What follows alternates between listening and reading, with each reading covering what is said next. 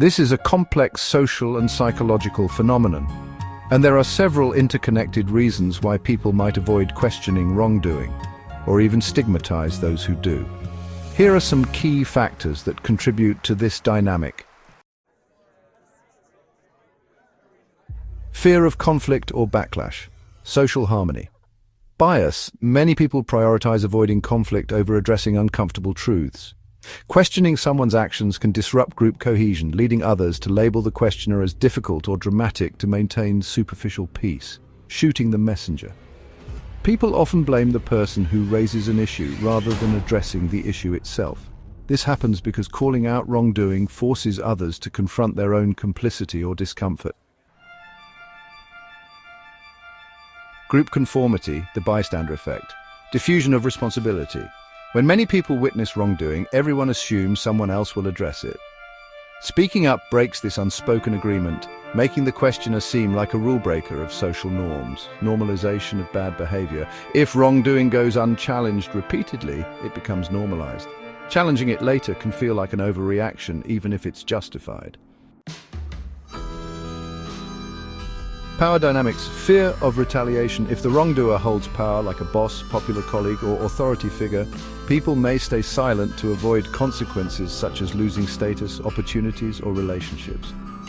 Hierarchy preservation. In cultures or systems that prioritize respect for authority, whether in workplaces, families, or certain communities, questioning those in power is often framed as disrespectful, even if the critique is valid.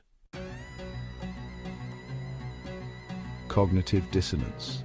People may unconsciously defend the wrongdoer to avoid reconciling their own positive view of that person with their negative actions. For example, if I admire this person, they can't be wrong, so you must be the problem for pointing it out.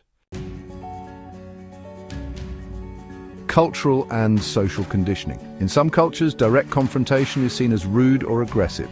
Indirect communication is preferred. So people may interpret questioning as rocking the boat rather than holding someone accountable. Societal narratives often glorify minding your own business or not getting involved, even when silence enables harm. Why it's portrayed as bad to question wrongdoing. Social gaslighting. Framing accountability as drama or oversensitivity deflects blame onto the person speaking up, protecting the status quo. This is common in toxic environments like workplaces, families, or friend groups. Moral laziness. Holding others accountable requires emotional labor. Criticizing the questioner is easier than doing the work to address the problem. What can you do? Reframe the narrative.